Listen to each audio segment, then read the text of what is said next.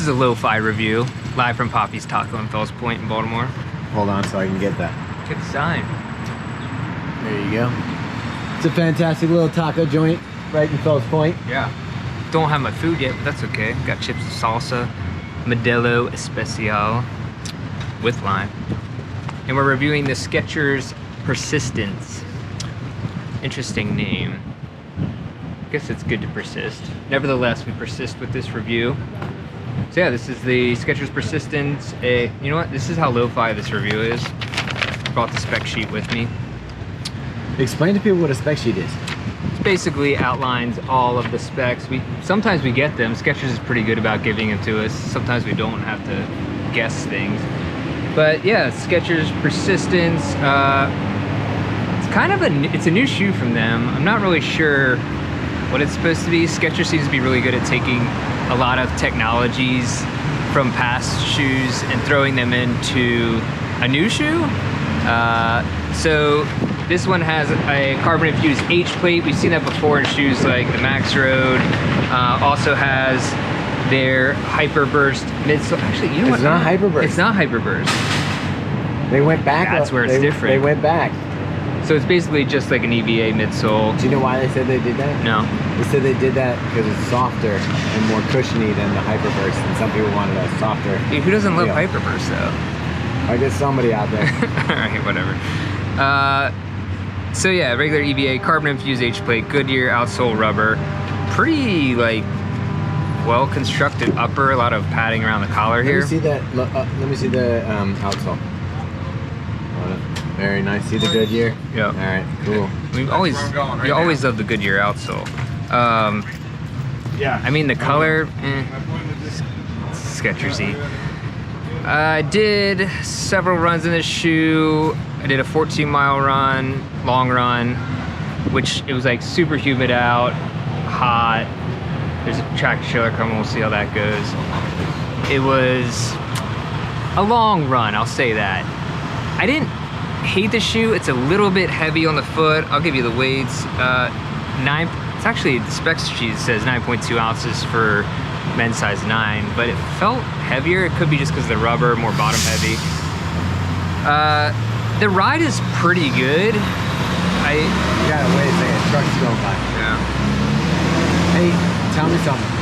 Is the upper kind of look like an old Hoka upper to you? Like they recycled the Hoka design? Yeah, I mean, I feel like a lot of Skechers shoes are like that. Now, it does have that Hyper Arc kind of rocker in it, so it does transition pretty well. What's arch fit? The arch fit is podiatrist approved arch support, which like, okay, whatever.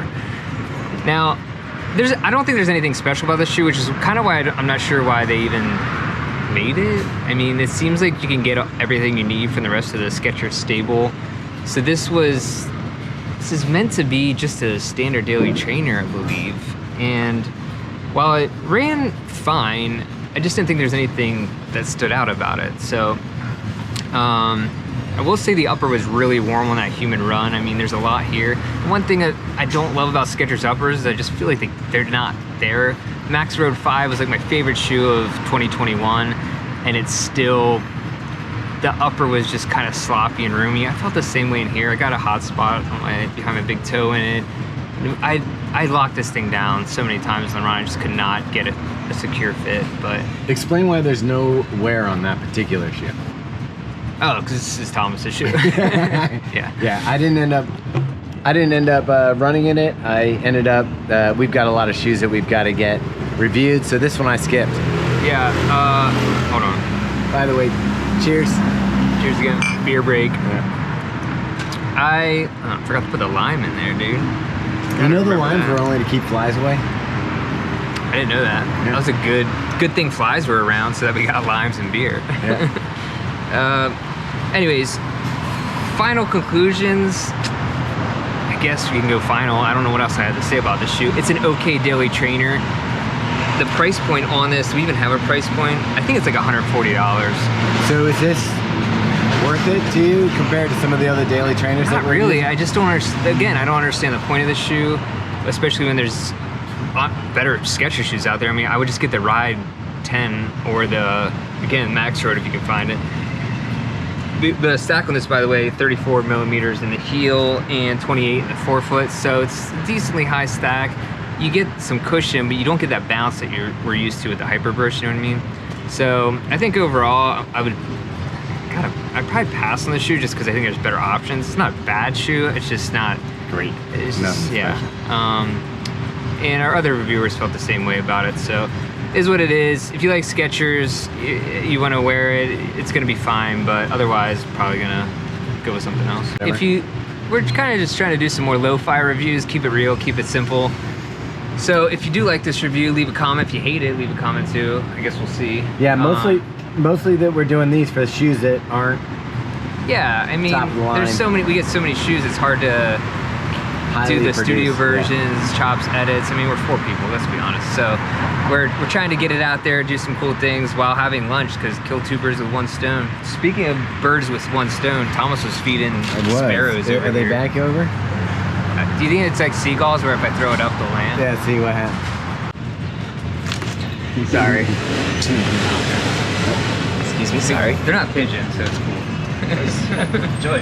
Thanks.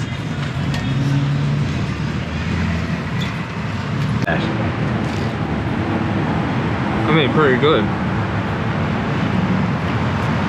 Delicious.